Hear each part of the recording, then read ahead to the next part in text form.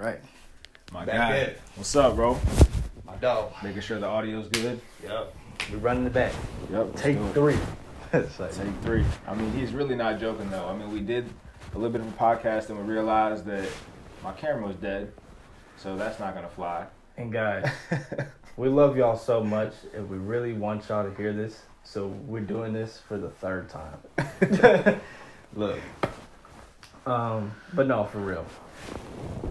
So, honestly, man, from the last podcast, I know we talked a lot about fitness, a lot about how how to grow a successful online fitness brand.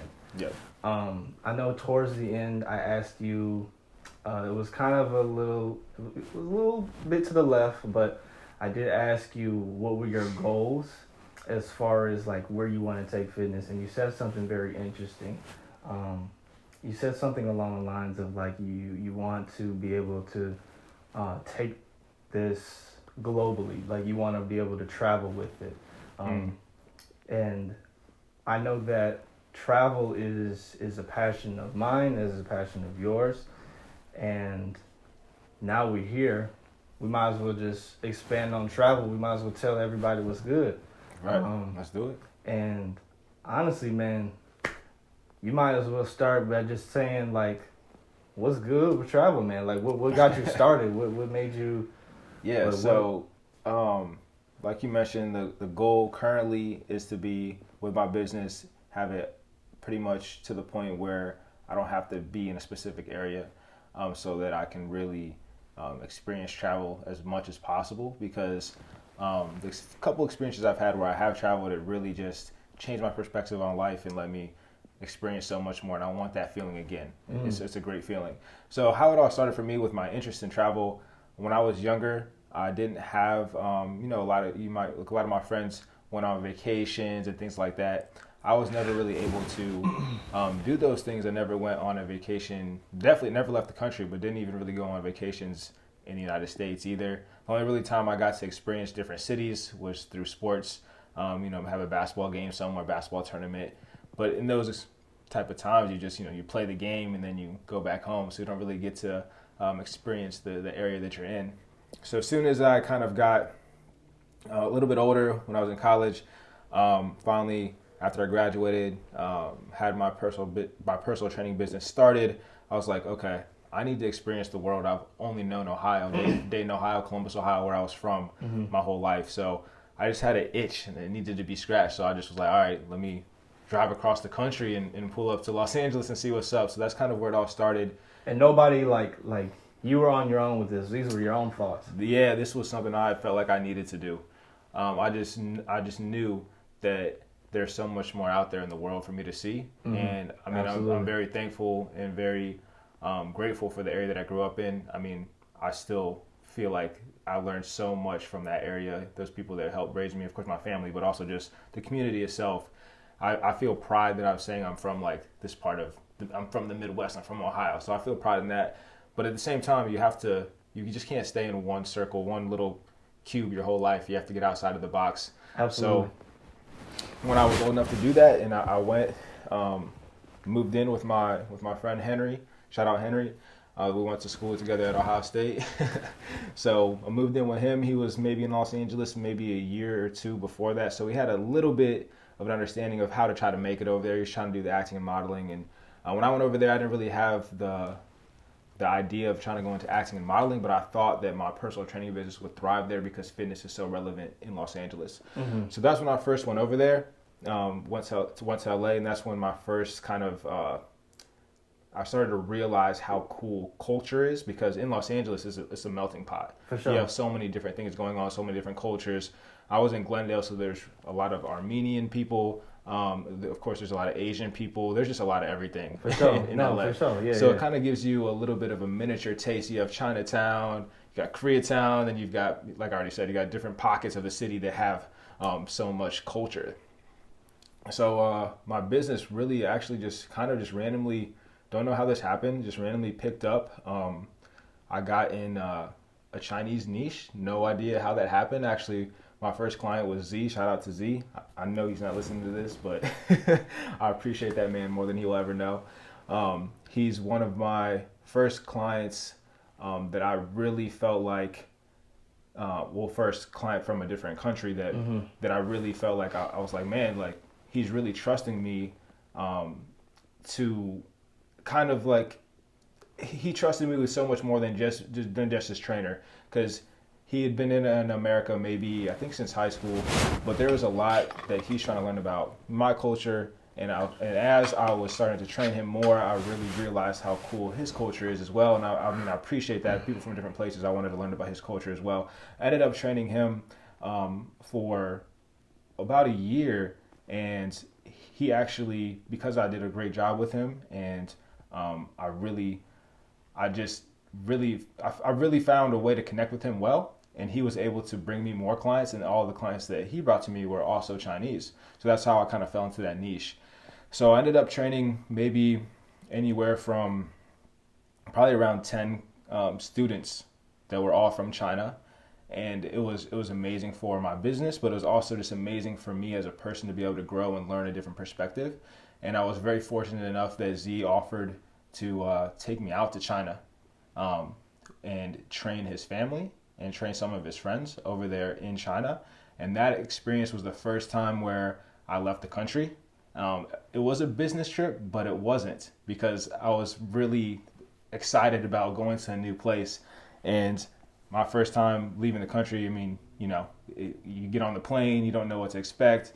It was like a 15-hour flight. Just wait a minute. So you're saying from just building the connection, right? He invited you to train with him and his friends and family at home? Exactly. So what happened was, he was a student and his visa was about to expire, his student visa. So he was forced essentially to leave the United States. Right. And he just thought like, you know, I want to continue my training, and he believed in me, and he knew me well enough at that point. We'd been training for about a year, and we had a great connection. We were friends at that point. It wasn't just business. Yeah. So he offered me to he made the offer to me to go over there and help his family out.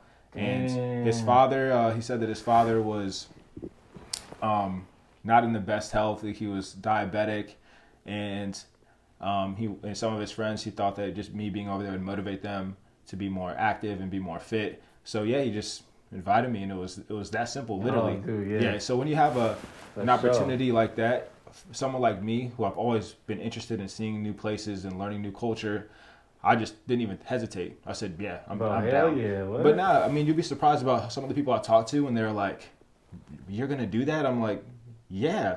Like, especially some people, I think some places might not be, what was the term that you like to use, like commercial places you might want to go to. Yeah. Like, if you're talking about traveling to different countries, China might not be the first place you think of if you're an American. Right. But for me, I was open to the opportunity, and I'm so thankful that I went, and I loved it. How long were you there? I was there 2 months, as long as my visa allowed me to be there. Damn. So I had a 60-day visa, so I was there 60 days. Damn. Yeah, so it was amazing, and I'm so glad that I went. There's so many stories that I can get down in specifics to, and we might get into that a little bit later. For sure. But just that opportunity to for me to just, like, I never thought I would go to China. I mean, I always had an open mind about things, but like, if I'm thinking about traveling, I would probably pick first, like, maybe places in South America, as my family have heritage from there, Central America, and islands and things like that. China wasn't one of the places I thought I would be going first, but that opportunity was amazing, and it was a blessing, and I was received so well there, and I'll be going back. I would be there probably right now if it wasn't for the pandemic. Would you? Oh yeah, it was awesome, man. It was awesome. So damn, we can get into specific stories, but that's how my journey started. First experience out the country. Yeah, that was my first China. experience. Wow. But how about you, man? What was your first experience? Well, dog. Well, thanks for asking. No, but around 2018 between 2017 and 2018, to make a long story short, I had a buddy in Detroit, and she was from Albania. So that's, a lot of people don't know where that's at. I don't know where it's at until you told me. Yeah, Albania is like right next to Greece. kind of under Macedonia, next to Italy, like one of the Mediterranean countries. Anyway, I was so fascinated by this because first of all, I'm like, why the hell are you in Detroit? But Yeah, you have to, you know what I'm saying? Out of all places in the world, why in the hell would you come to Detroit? But come to find out, a lot of immigrants from a lot of different countries don't have it the way we do. It's just simple as that. They will go to any city in our country. There are situations like that also in Ohio too as well. Yeah. So you get what I'm saying. And so I got to learn a lot about her and her culture, her background, and this I already had a spark to travel, and it's just like, I want to travel, but I don't know when. I don't know how to do it. I don't know how I'm gonna do it. It can feel very complicated. It can be complicated, but if you have a situation like that where you have a friend, that's the way to do it. So she just bridged that for me. It was the same with my situation. It was kind of how it worked out. Even though it was through business, yours is more like, it's business and friendship. But yeah, that's a great opportunity to actually go with someone from the country. That's what's up. Exactly. And so, I think it was, like I said, 2017, 2018. And as we became better friends and we got to know each other more and just friends, she invited me. I had to put that out there, man. Specify. I had to, man. I had to. You know what I'm saying? But she asked me what I was doing that summer. And I said, well, I ain't doing it. Well, no, but I was like, no, I ain't doing shit. Like, why, what's up? And she just invited me to Europe because she knew that I love to travel. So we kind of planned it wasn't cheap, but we planned a not too expensive excursion throughout Western Europe. And that was my first time traveling. So it was like I got to knock out about 5 countries. That's awesome. Starting from the Netherlands, going down to Belgium, France, Spain, and then Italy, then coming back. And it was incredible. That's amazing, yeah. See, I haven't been to Europe yet. I've only, as far as me being out of the country, I've only been to China. Yeah. And if you want to count, Puerto Rico is technically part of the United States, but yeah. But it's not, it's unique, and it's not, you don't feel like you're in the United States. For sure. And just simple as that, like you said, I can give you countless stories of what it felt like, as soon as I touched down, just how every sense of excitement and rush was just kind of going through my body because I didn't know what to expect. Yeah. And from America, of course, all we see is these commercial places like the Eiffel Tower or the Coliseum and shit like that. So all I was thinking about is what's this shit about to look? What's this shit about to look like, man? You know what I'm saying? And so when I finally touched down there, though, the Netherlands, starting with that, it was I didn't have any words, honestly. Left you speechless. Low key, because first of all, it wasn't what I expected. So if I can give any of y'all some advice, drop all expectations when you're traveling anywhere, no matter what. I know it's hard because we're American, but we're human. we're just human. But drop all expectations. Right. Forget whatever you about to expect, because it's not gonna be like that. Second of all, I was just like, it was kind of a culture shock to me because I've never seen so many different kinds of people speaking different kinds of languages just in a different place geographically. It was just crazy. And I was like, I didn't know what was going on. The food was different. Even the McDonald's was different. I enjoyed McDonald's better in another country than here. So, it was just... See, my experience is on the opposite. When I was in China, I think I liked our McDonald's in America a little bit. I don't like McDonald's in general. Right, I think I enjoyed the one here a little bit more because the one in China, they act like they don't have enough salt. Like, they put so much salt on this fries and the chicken and stuff. The salt was a little bit too much for me. Really? So they put a lot of salt. They put more salt than we put over here, like times 2. What? Mm-hmm. Same with KFC. I had a piece of KFC chicken. I said, all I tasted was salt. I said, whoa, let me take this skin off. But what? But I mean, I might just be sensitive because I eat really healthy, so, Oh, okay, yeah. Mr. Healthy guy. Yeah, not all the time. I mean, I just I just playing. popped in some Oreos before we had this conversation. So Hey man, it's cool. And I ate almost a whole box of pizza. yeah, We're gonna touch on that in a second. But to make a kind of shorten on my story a bit. This excursion was beautiful though, bro, because not only it opened my mind because I got to talk and I got to interact with a lot of different people. Obviously Amsterdam, there's like damn near no laws, so it's like there's prostitutes in the one side. You can buy drugs here. I've heard a lot of stories about Amsterdam.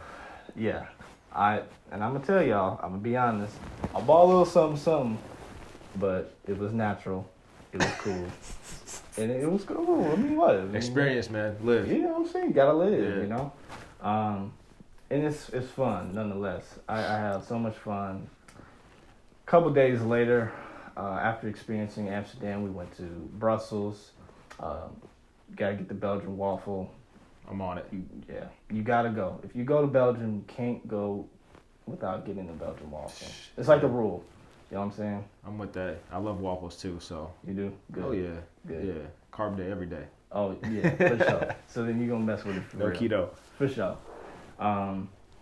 But I think Brussels was low key one of my favorite cities out of that excursion, just because I'm like a peaceful guy. So I like the peace and I like the quiet. So it's a pretty calm city. It's a calm city, but it's pretty dope because it's busy. It has like. So if you had to compare it to a country or a city here in the States, is there a good comparison? Oh man, that's a good question. Because I know people have said that, or even told this to me on the first cut. You said that Paris had more of like a New York vibe. Yeah. So because Paris is very busy. That's fashion capital, of course. People are flying in and out. Of course, in its own European Paris way. Mm-hmm. but if you had to make a comparison, it would be something like that. Yeah. See, Brussels. What is the most low key city you've been to? But still like a bigger city? Yeah. Like low key, it's like real peaceful, like not too much noise, not too much commotion. I always say maybe before the pandemic and the Black Lives Matter movement, I would say Portland. So think about Portland. Imagine Portland in Europe. That's a perfect example. Okay. Portland. Very open-minded community? It's to me, from what I experienced. From what you gathered.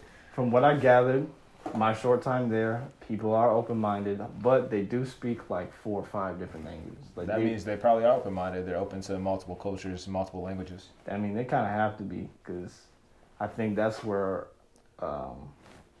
this is where all the countries go to. They merge. no, but like I think all the countries have like international meetings there. I think the EU meets there. Oh, see, I don't know anything about that. Yeah. As far as the location of that. Yeah, so they all just fly in and go to Brussels for hell of it.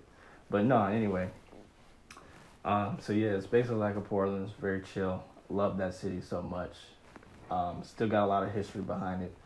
A few days later, we ended up going to Paris. I loved Paris because it was special to me in its own way. I have friends there.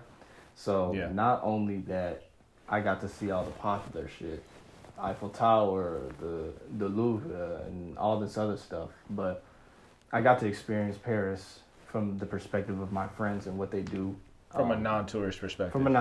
That's the way to go, man. Like, I mean, exactly. That's how I was when I was in China. Obviously, I was with my friend, my client, so I got to experience it literally living in the household of people that live there. Mm-hmm. So that was absolutely amazing. So if you're able to get those type of experiences, not necessarily living with the family, but at least having someone from the city actually show you the ins and outs of the city, I mean, that's the way to go for sure.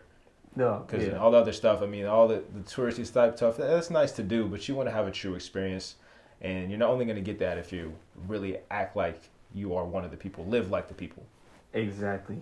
And that's like why, when foreigners come to LA and just only go to the Walk of Fame or the sign, then they're not really living. They're going on the Hollywood hike and that's about it, Hollywood hike. Exactly. Runyon Canyon, so. Hell yeah. Yeah. So you get the idea. But I got to experience Paris. just in a non-tourist way, and I also got to experience it in my own way because it was a couple of days. I was there quite a long time, and then actually went back there a few years. Went back there a year later. Okay, so you've been to Europe how many times? I've been to Europe twice total. Okay. But I've been to Paris 3 times, and so I got to experience it. And in my own way, because I think I took a day or two to kind of just walk the streets, walk the stores, sit down by myself, eat some of the food that I've never tried. I've interacted with people. So since you're there by doing this by yourself, it would be somewhat easy for someone that speaks English to do that. Honestly, it depends because it depends on your level of comfort. Number one, but number two, yeah, most French people speak English, but there are stories. I've never experienced this. I love French people. They're so dope, and they are open-minded to me. But I hear so many stories like how French people can be snobby, and they say that we'll come over there and being disrespectful and stuff like that. So I think if you're respectful, I think if you try to talk in their language, you try to indulge yourself. Yeah. As a French person. I mean, you show appreciation. That's the biggest thing. Respect, appreciation, and you understand that you're in their country. Exactly. So that's what I'm saying.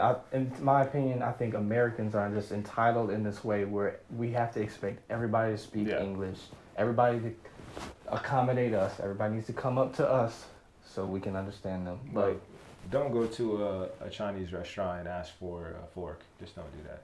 Yeah. Oh God. Please. But that's the concept we're getting at. It's like, if you're going to be in someone else's country, it's not like I don't want to say you have to play by their rules, but because that's not the way you want to put it. But essentially, like, you're in their country, so you want to experience it to the fullest. And if you show, like you said, if you show that you're trying to be a part of their culture and accept it and appreciate it, then they're going to respond so much better to you. And there's a saying that my dad always said to me when I was younger. And he says, when in Rome, do as the Romans do. Exactly. And it's that simple. Yeah. It's very simple, but it's so true. And by the way, guys, another tip that I want to give you. Before going to another country, study the language of that country that you're going to, whatever they speak. Even if they do speak majority English. Not even just the language, but even just the basic kind of... even just things like gestures and all that. Yeah, absolutely. Study, just get a little bit of understanding of what you're getting yourself into. Absolutely. Before you just hop in and then, just try to learn on the fly. And they appreciate all that, man. Seriously, you know what I mean? you can't just be going around speaking English, saying, "Oh, thanks, good luck." You know what I'm saying? Speaking like our own slang and stuff like that. But they appreciate that. So, Paris was beautiful, bro. Next trip was Spain. I went to Barcelona. A year later, I ended up going to Madrid a little bit. I've seen a little bit of Madrid, but Barcelona is a beautiful city. They remind me of Californians. They're like very liberal. They get down. They real chill. To me, they get down. They get down. Like, they like to party. That's what's up. In Barcelona, they party, bro. They get down. Yeah, I've heard some good things about Barcelona, so I'll have to check it out. It's fun. And so Barcelona's pretty chill. And then Italy. Italy's my favorite country by far because it's just very beautiful. Italy's like a place where you would take either a group of friends or you would take a woman for just many reasons. He's giving out pro tips over here. Pro tips, please. Seriously though, it's very beautiful. Besides the historical piece of it, Italy obviously has a lot of history, a lot of art. The Renaissance was there, so you're gonna experience and see a lot of different things. But it's just that Italy has like so many. It's not a big country, but every city has its own scene. It's crazy. It's hard to explain. So it could almost kind of relate to Los Angeles in that way as well. In a sense. Because there's so many different parts of LA where it feels like it's not every around each corner has a little bit of different vibe. But it's like it's so drastic how the vibe changes. Oh, okay. So Rome, for example, it's like I said, historical city. It's a real city. Everybody's moving.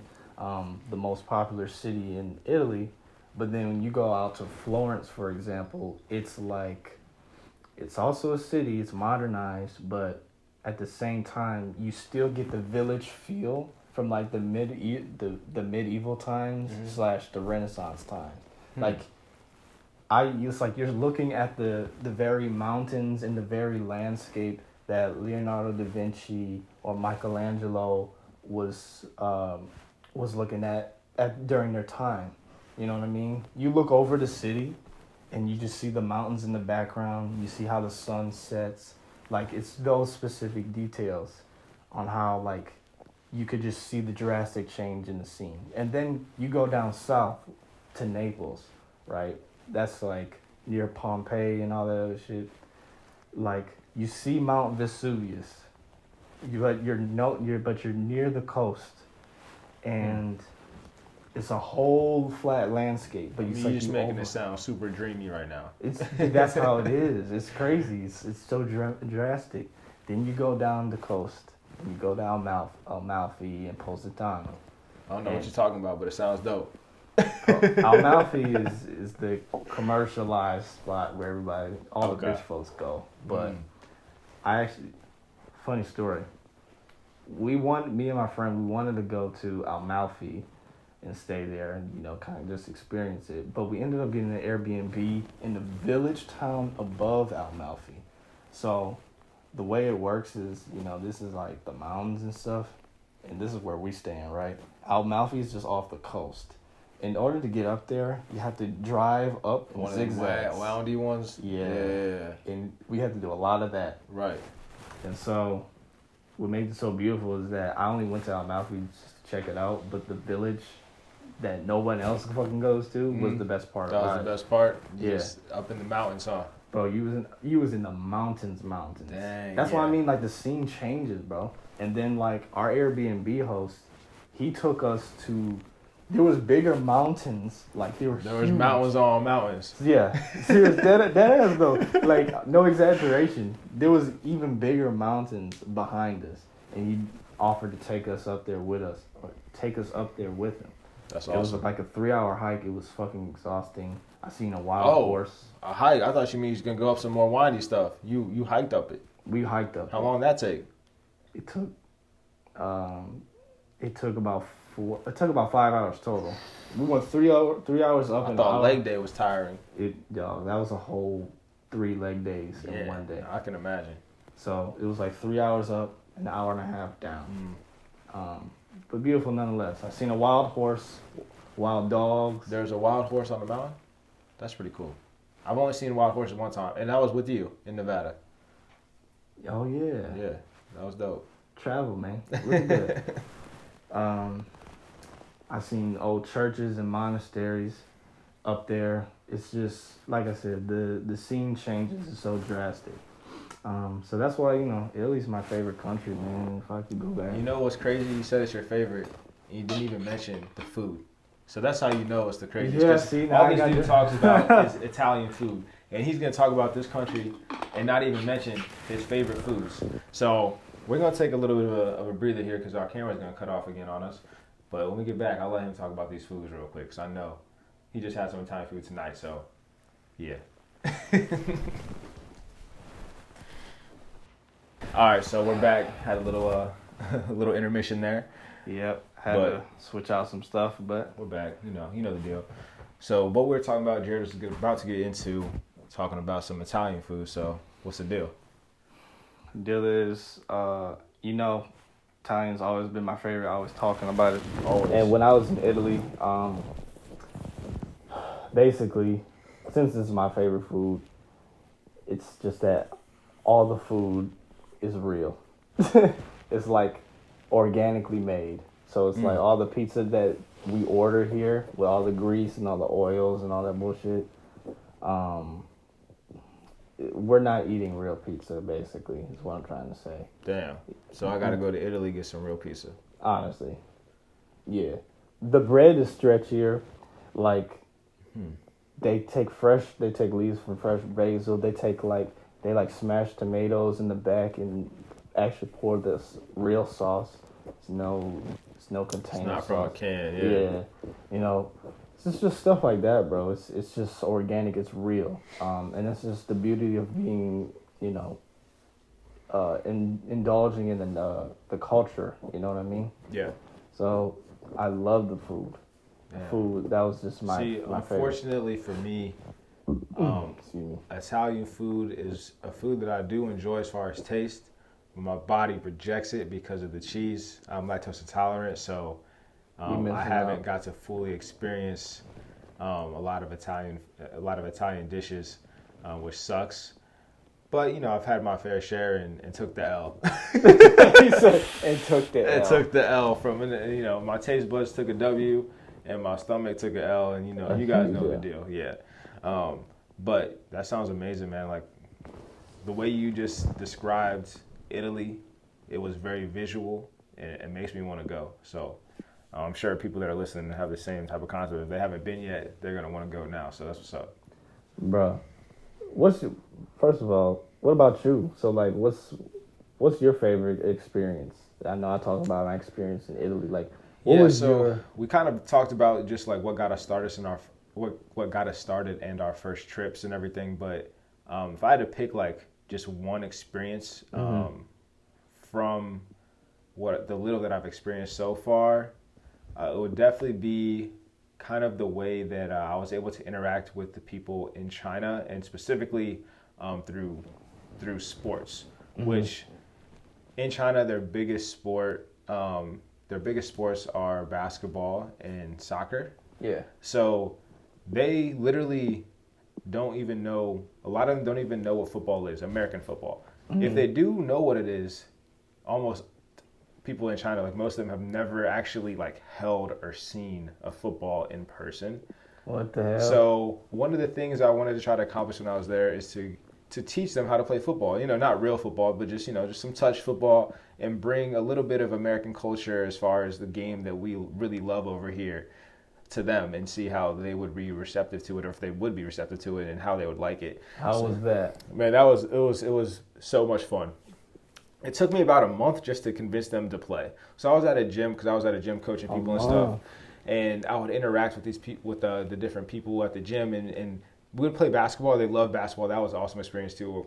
Maybe I'll get more in detail about that at some time. But the football experience was completely different because, like I said, they never done it before, and they were scared of it. Like I would say something about American football, and they said, "Oh," like shake their head, like no, like thinking that it's extremely dangerous, which it is a dangerous game.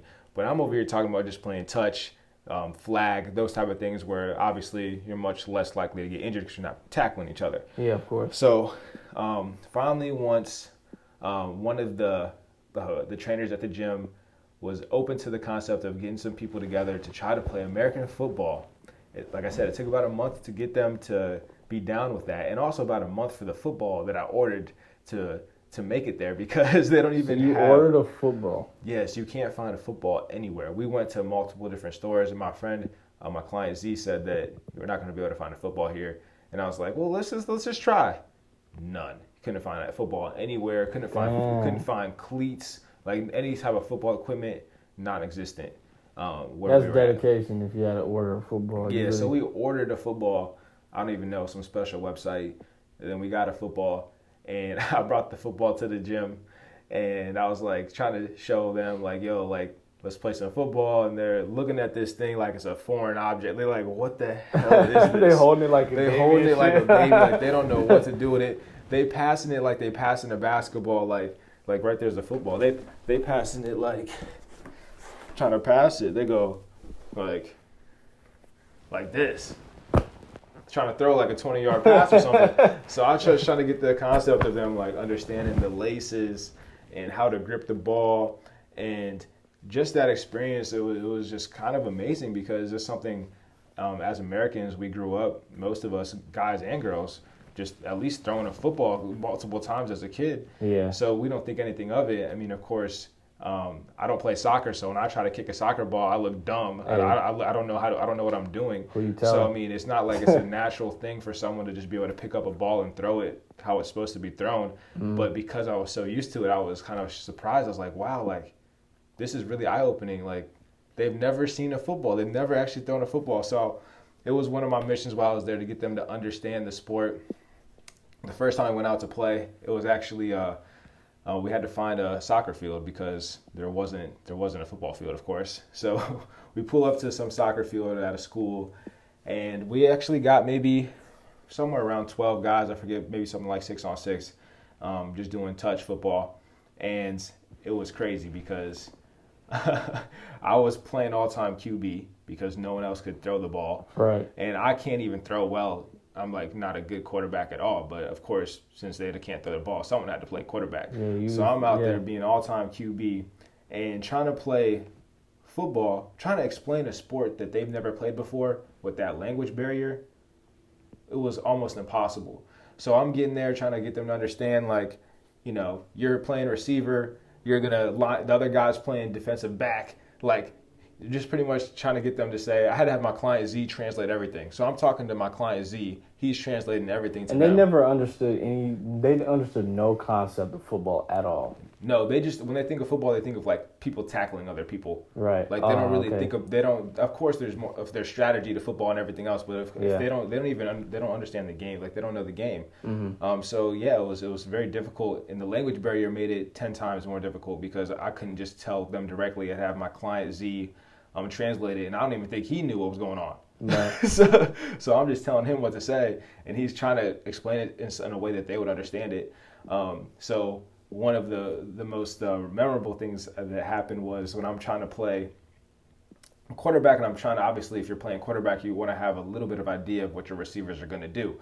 So I try to get my players together and get in a little huddle. You know, backyard football, you draw it up on here like you're going to run 10 yards and then do an out, all that type stuff. And you had the translator. Translators doing all this, but then eventually I just started getting to the point where I was like, told my translator Z, just be like, hey man, just tell them to do what I'm doing on the football, like, you know, basic. I don't need to, it doesn't have to be precise. Right. Like I'm talking about yards, they're like, we use the metric system, like it's like the yards, they don't even know the concept of yards. I'm like, damn it, hold up, how am I gonna do this? Damn. So just like stuff like that. But yeah, so we're in the huddle. I feel, you know, I have like 5 receivers or something, and I'm telling them, try to tell each person what to do. And I get done doing the whole spiel. My translator translated it to each person, and you know, I'm just telling them to go when I say go, or I think I might have been using a Mandarin word, I forget. But I was just like, go. When I said go, I had an idea of what everyone was doing. And none of them did what I told them to do, or maybe they did. maybe they did do what my client Z told them to do, but I don't know what he told them to do. But whatever was, there was a I didn't know what happened. It was chaotic. But I said, oh damn, I'm just gonna throw this thing deep. So I was just throwing bombs the whole time, just like telling them to run streaks. just go. So they was just scrambling just around. Go. I said, just go. Let me try to find the open man. So, and actually, it ended up being really entertaining. Like I had so much fun in that process, you know, and they actually they were very receptive to it, and they ended up having a blast. We're just out there playing. It was probably like we played for like, I think almost 3 hours that night. God. The lights went black, the sky went black, it got dark. I have some photos from the day. I took a photo with each person that played with me because I just wanted to remember that moment where I was able to bring a little bit of American culture and help kind of like bring us together in a sense over there. And that was really cool how that experience, I'll never forget that. Just throwing touchdowns to someone that's never caught a football before, and how excited they were when they caught the ball and they say touchdown, they slam it down, you know what I'm saying? Spiking it. I said, yo, when you score, spike that thing, bro, let them know. You know what I'm saying? So just like stuff like that where, it was awesome, man. Just thinking about it, I actually, you know, getting chills a little bit thinking about it because it was an experience that I never would have thought that I would be playing football in China, and these people that have never played football would be so hype about playing. It actually got to the point where we ended up playing every Sunday while I was there, and they said that they're going to continue to play once I left as well, which I don't know if they did, but you know, I pull up to the gym a couple days later. one of the dudes got football gloves. He said, he's real. super hyped showing me football gloves. I said, but how you get those, man? He said he ordered it from some special site. Yeah. He got football gloves. He got the cleats. He had everything. He was ready. I was like, man, you can put everyone else at a disadvantage because everyone else just had shoes. No one else had cleats. Right. But he was dusting their ass. Yeah, it was fun, man. So they got to the point where they're actually enjoying it. There was only one other person throughout the course of the time that played quarterback. He actually had a pretty good arm. So he just would throw me the ball the whole time, though. Oh, okay. Yeah. Because they're like, because obviously I had a little bit more ability, because I was used to playing and catching the football, and they've never done it. So of course I was going to be able to get open a lot easier. But that was an awesome experience, and basketball was completely different, just because they love basketball. Like, basketball is very popular there, so they play that all the time. So that was completely different than bringing football in there, which they've just never done before. Mm-hmm. So that was probably my favorite experience in China. That's the beauty of sports and fitness, bro. It brings was everybody awesome. together. Yeah, you can bring it together, and that's like you said, like what we're doing here, what we're trying to do with our businesses. That experience alone kind of helped me understand, and even that I was literally training people in the gym that we couldn't speak the same language, but I was still training them, and they were happy, and they were seeing results, and it was crazy. Like, we didn't even speak the same language, but they kind of got the body language and the movements down, and that's where I really realized, like, I can impact people all over the world. I'm literally in a different country, can't speak the same language at all, and this person is super hyped that I'm coaching them. So that's where I really realized I want to do this. I want to be able to impact people around the world and learn a little bit about their culture while I help them achieve, a healthier lifestyle. Damn. That's very profound, actually, bro. Like, it don't get no better than that. Yeah. And so I can see how fitness really ties into, ultimately ties into the other passion, which is obviously what we're talking about, travel. Right. But damn, bro, that's another reason why I love travel too, because, bro, it's there's just so much life that we're missing out on, period. And even though somebody doesn't really speak your language and all this other shit, to just be able to see how people live their lives on the opposite spectrum. It gives you a crazy sense of perspective. So for you then, out of the places you've done more traveling than me. So you've been, you even went to South America, you've been to Brazil recently. Like, the place that you've been and the experience that you had, of course, there's going to be multiple stories. But if you had to pick one, what is the one experience that really stands out to you? The one experience that really stands out to me. Sheesh.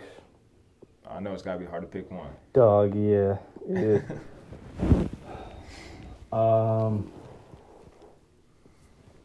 And it's crazy because they both actually have to do with fitness. But it's a tie, so I'll do a tiebreaker. So one's in Brazil and one is in France. Okay. My buddy lives in France. And when I went over there the second time, I took a train and went to a nearby city named Marin. And when I got there, my dude, he has a purple belt in jiu-jitsu and stuff like that. And where he was living, there was a gym. They got like a bunch of bags and like there's like these containers full of like boxing gloves and gear and stuff like that. And like me, I was just getting started with kickboxing and Muay Thai that year, so which was cool. He knew all that, and I just remember we was training for probably maybe 2 or 3 hours, but time went by like this. It didn't even seem like it, but it was very memorable to me because of how much I learned and how much I watched everybody doing what I thought that it was just kind of American, I guess. In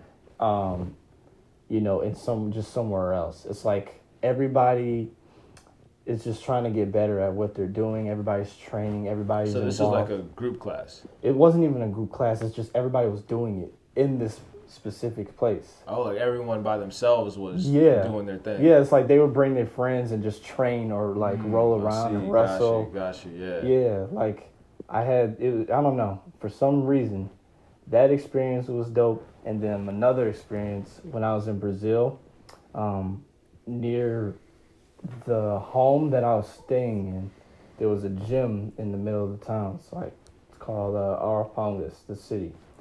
I registered myself in the gym.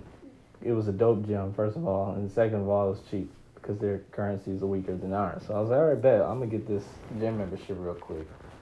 Honestly, bro, didn't know a lick of Portuguese when I was there. When I got there, and by the way, the way that gyms operate is that, you know how you have a trainer and you schedule a session, and they're there for that specific time period. Well, when you go to their gyms, they have just two trainers on the floor, always helping everybody. Huh. Which is weird. That's interesting. But it's interesting. Yeah, it's dope. That's kind of cool. Yeah. So it's like I don't know how they get paid, but probably hourly. But they're literally just walking around, making sure everybody's good, helping people, blah blah blah. But whatever. Hey man, you need a spot? Yeah, no, dead ass. It's like they see you struggling, they're gonna spot you. Type shit. You can go get them. They'll even write you a workout plan. Just on the spot. On the spot. Like, hey man, I need to train back today. What you got? No, dead ass. And they'll hold your little folder. They got like a little paper for you. They just put it like the letter, your name. Yeah, like a filer. Yeah.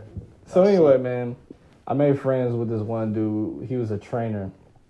Didn't know a lick of English. Right. Bro, the way we talked, I got my Google Translator.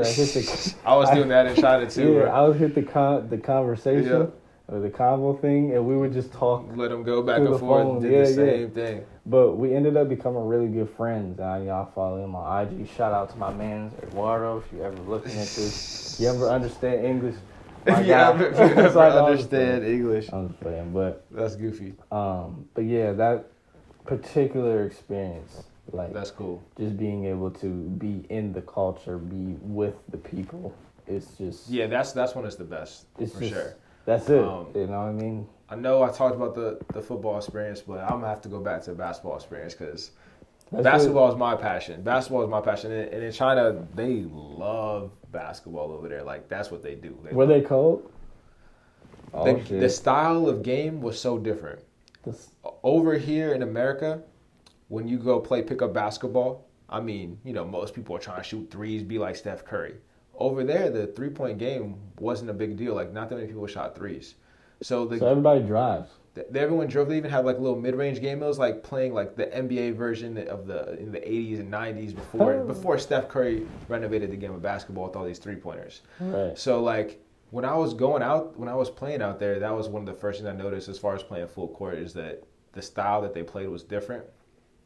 But it was really funny the first time I walked into this gym because you got to know I'm in a city that's not one of the main tourist cities, so they're not going to get almost any black people to come through these areas. Even in like Shanghai, Beijing, even in those cities, there's not too many African Americans. There might be some people from Africa that come in tourism and tour, but there's not too many people hardly ever from America.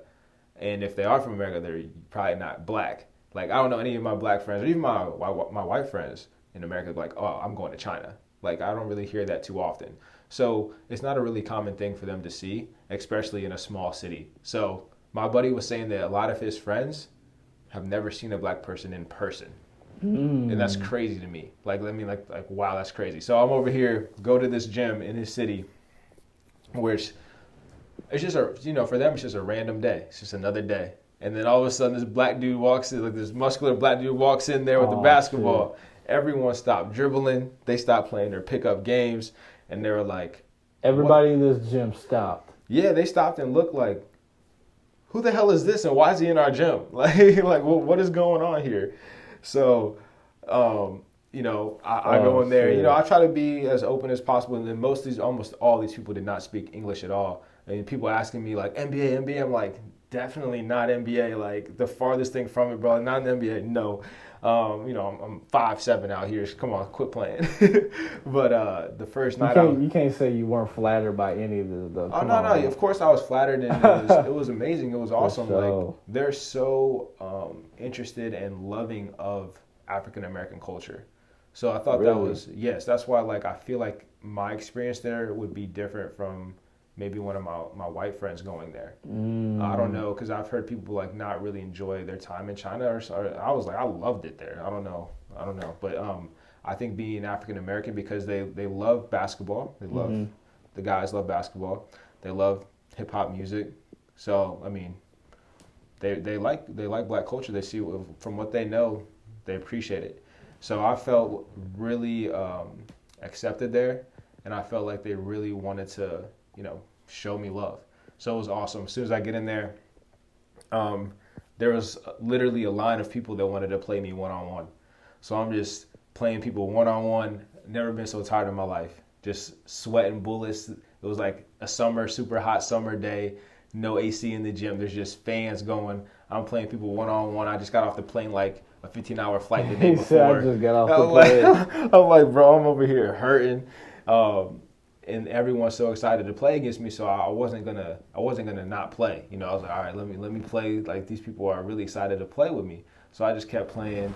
And before I knew it, I was playing every other day over there. So the basketball experience was definitely amazing.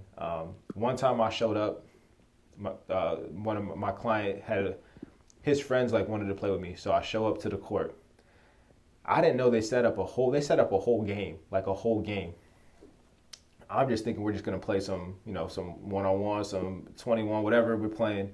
There's a whole game set up. There's another team warming up, doing layup lines. I'm like, yo, what is going on, bro? I'm over here playing with my buddy's friends. They don't really play basketball like that. And I'm looking at the other team. They got like jerseys. They're like in the layup line. I'm like, hold up, we about to play these guys right now, and they're like, oh, we got you. It's okay. We got you. I'm like, oh, man, bro. I know you balled on them, though. Yeah, so what happened was I didn't understand. Obviously, I don't understand what's going on. I don't know how they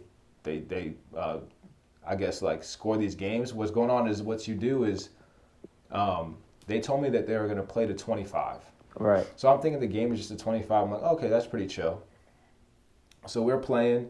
And we're getting our butts kicked. I'm trying to like involve everyone. I'm trying to pass the ball, see what, just have a good time. I'm doing my thing, like just getting people involved. And then next thing you know, like we're getting our butts kicked. It's like they scored once. I think it was maybe like 15-3 or something. I'm like, oh, it's all good. Yeah. Let's just get this to 25, and this is all good. Right. So we get to 25, and I'm like, all right, guys, good game. Play again or something. And my buddy's like, oh no, we played a 25 4 times. What? So it's just the first 1 to 100. So I was like, so we playing to 100. He's Right. like, yeah, first 1 to 100 wins. I was like, bro. So they didn't even break it down. They didn't break it down to me, bro. I said, there's no way in hell I'm about to let us lose like 100 to like 12. I was like, nah, bro, we are not about to lose 100 to like 20 out here. That ain't happening. What? So the rest of the game, I was just like bombing threes, like just going crazy. I don't know how many points I had. I had probably like 50 points. But So you're saying you played a game to 100? Yeah, we still lost though. We still took that. They were like triple teaming me. I was like getting triple teamed. I'm like passing, I like trying to like shoot from half court. I felt like I was trying to be Steph Curry out there. But I didn't. We made it a game. I had to like coach these guys up and try to get them to play a zone defense because our one-on-one defense wasn't that great. So like let's try to play a zone. I was trying to be a coach out there. They can't speak English and I can't speak Mandarin, so I'm just like, don't move this area. Pointing around and stuff. Stay here. You get the ball, pass it to him. Yeah. Pass it to me. Let me like All right. So we ended up losing. I think they got 100. I think we had like maybe like 88 or something or not something around there. So we didn't get. It was respectable. It was respectable. But the next time, I knew what was going to happen, and we won. So we did it again like a week later or something. The same team. Yeah. Basically. Yeah, same thing. We ran it back. Oh, sure. But I knew what was happening though. I was like, all right, bro. We ready for We this. playing to 100. I know what's happening. All right. And we started off playing the zone because the first time the man-to-man was not working. Right. But then once we changed the zone, because they don't shoot threes. They don't shoot threes over there. So they're having a hard time with the zone. Right. So yeah, that was pretty interesting. So the next time I was like, we going into this game, we playing the 2-3 zone. I know what's gonna happen. We got this, and we ended up winning. And we did have like one extra guy. His name was Monster. Shout out to Monster. I don't know what his his name So actually you is. call him Monster. We call him Monster. That's what he called. He said that's what he said his name was. His I said, name yo, is bro, what's your name? He said, Monster. Monster. So Monster, he was getting buckets, bro. If I didn't have him, we probably would have took 2 L's. He was just killing these dudes. So Monster was getting Damn. buckets. Right on, dog. So yeah, the basketball and football experiences were something I'll never forget, and I hope that I'm gonna go back there and do that again. I know I've told you I want to go with you and our friend Ben and just go and hoop and play football and just Dog. that's what's up. I do want to go to another country and just ball with some kids. That sounds fun. Yeah, as because hell. it's everyone has a basic understanding of if you go play soccer somewhere, almost every country plays soccer. Almost every country plays basketball. So if you do one of those two sports, you can do it in any country essentially. Yeah. And they're gonna have at least a basic understanding of how to play the game with you, even though you can't speak their language, and that's awesome. Right. Damn, bro. Although I suck at soccer, so that wouldn't be that fun for me. Well, look, man, I'm definitely not coordinated with my feet. I'll be stepping on the ball and shit. Bro, I might have a chance to play goalie, but then like that ball be coming quick sometimes, so I'm Hey, good. man. I might mess around and catch the ball just playing it by accident. Yeah, handballing it. Yeah. My bad. Yeah, for real. Yeah, but see, man, that's like I said, it's the beauty of travel, bro. It just reinforces the point that I was trying to make on how travel can really just broaden perspectives in so many different ways, and ours just so happen to be that our outlet is fitness. Yeah. You know, It would be completely different for another person. Like maybe it's music. I mean, music is something that's also global. It can be multiple things like that. But yeah, for us, it's been fitness. It's fitness and sports, and so my main thing is whoever watching this, feel me, like I know so many people that say, hey, I want to take a trip here or I want to take a trip here, and you know, I'm like, I get it. A lot of us, we like to dream. We will talk about it all day. You know, we just won't do it. But I'm telling you guys, when this whole thing, you know, goes away, travel as much as you can. Because That's what we're working towards. And honestly, there is kind of no better time than right now to try to prepare to be able to do that. yeah, Because, Jared and I, like you and I, we are really, like, we've since we've known each other, we've always had this passion. And we've taken action on it since I went to China and you've gone to Brazil and different things while we've had this friendship. And it feels like we're like, dang, we can't do anything right now. We're limited because of the pandemic, but at the same time, it's like, use that time to be prepared for when things do open up so we can do these things. yeah, bro, make So that's moves. so that's why we're really trying to figure out this online stuff right now, doing podcasts and everything else. See, man, we making content for y'all. And another thing, guys, I hear all this talk about how, Sennari, like, how are you able to travel? Isn't it expensive? Like, don't you have to drop thousands of dollars? Or aren't the hotels expensive? Y'all, I'm just going to give y'all the gems right now. And simple answer is no.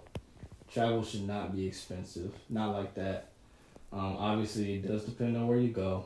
But in most cases, travel is not expensive. I mean, you have to do it the right way. You Because you can make it expensive. You can make it expensive, but the right way can also be cheaper. And I'm just going to put out a couple of resources. All the rest are going to be in the bottom, in the description. But kayak.com is a great outlet to find flights. That one's clutch. We're not sponsored by them or anything. We're just trying to give you guys some good resources. But kayak, if you do want to sponsor your boy, give me a ticket or something, you know what I'm saying? Real. Might have to reach out to them. Feel me? We're getting our followers up. Love key. But no, seriously. So, kayak, great platform to find flights and to find cheap flights. Another thing what's cool about that, I didn't mean to cut you off, but you showed me this on there, is that you can like look at a certain time periods and look at like what price range you're looking for, So if you're open to going to multiple places, you can just type in your price range and the times that you're available to go, and it'll send you the different locations that you can actually go to for that price range. So that's really clutch. And that was just about to say, like, flexibility is another thing too, because if you're flexible and you have a flexible schedule, it's not like you need to be somewhere or anything at a certain time. You can always go by this option, and it will find the best, like, by its system, it will just find the best, the cheapest flights, on the best days, and etc. Like, it's a great resource to use. That's how I find my cheap flights. I always try to fly in and out of big airports, and if you have a plan to go to a smaller city somewhere, always try to fly in a big metropolitan airport if possible. That'll save you a lot of money as well. Number 2, Airbnbs over hotels. Sorry, unless you got it like that, we gotta go the better way, which in my opinion is Airbnb. In that case, you'll always connect or find maybe a dope host. They'll, give you some tips and pointers on what's in the city, what to check out. You always, they give you some insight on how their culture is. It's dope for me. I've never had a problem with Airbnb. We're not sponsored by them, but we should be. Right. We're working on that. So that's another way to save money. And then, there's more ways to save money. I could probably talk about this forever, but I'm gonna leave he or I will leave all the resources in the description below. But I'm just letting you know, guys, travel does not have to be expensive. And which leads to my point, get out and just do it. Like, make it happen. Eliminate all excuses you have, eliminate all the ideas and the preconceptions that you have about travel. Go out there and experience this life, because, bro, time is ticking, and experiences are all we're gonna have when we die, and that's just about it. The money is not. Yeah, it's crazy. Like, in my opinion, just my one experience. I didn't even touch in this conversation. I didn't even touch on my experiences in Puerto Rico, which were absolutely amazing. Maybe we can discuss that at a different time.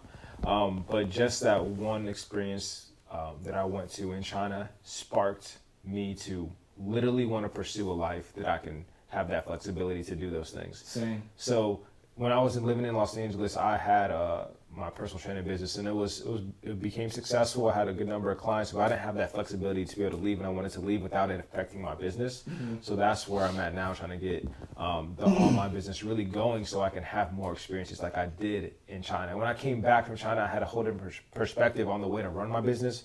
I had a whole different perspective on how to interact with people. So just one country changed all that for me. Mm-hmm. So I can't imagine those different type of knowledge and perspectives that you can gain from different places around the globe and put it all into one. It's just going to make you more well-rounded as a person, as a business person, and you're just going to have more ideas of how to connect with different people, and it's just going to set you up for success. So that's one of the main reasons why I really encourage individuals to travel, and why I'm really trying to push myself to travel more, because I've literally seen nothing, and so I got to keep it going. What's better than a life full of travel? You know what I'm saying? And it's honestly the same for me. Ever since I've been out of the country, I've always wanted to go back out. And right now I'm at a point where I'm just trying to cultivate my life around travel and being able to travel more often. Like you, I think, this common goal obviously has brought us together, and this is why y'all gonna see us just all over the world very soon. Wait on it. And y'all heard it here first. I'll just let you know. But guys, it'll change your life forever. I highly recommend you just go out there and just do it. Yeah, and also too, like, if you did listen through all this, we really appreciate it. We want to know places that we didn't talk about. We didn't talk about too many places. So if you have places that you've been and you had some crazy experiences, let us know. It would be dope to hear about your experiences as well. That'll motivate us to, maybe check out whatever area that you recommend. So I'm always open to suggestions. I know he is as well. And just alone, us two, we've talked about so many different stories that we're not even just like sharing everything here on this podcast. So I know other individuals have different amazing stories around the globe. Yep. And bro, we have so much content. We spent so much time on this podcast alone, and that's not even a quarter of our experience. Not at all. I didn't even get into Puerto Rico, which, oh my gosh. And I didn't get into I barely got to anything. I feel like I grazed the surface. Yeah, I know. He didn't even talk. You didn't even really talk. Oh, you talked about Brazil a little bit, but yeah, it's crazy out here. So, hopefully we can create this lifestyle. We will create this lifestyle moving forward. So we'll have more stories to tell and share. So appreciate you guys rocking with us. But follow us, guys. Yeah. Stay in tune for more. Appreciate y'all. That's a wrap. We gotta go to sleep. Be easy.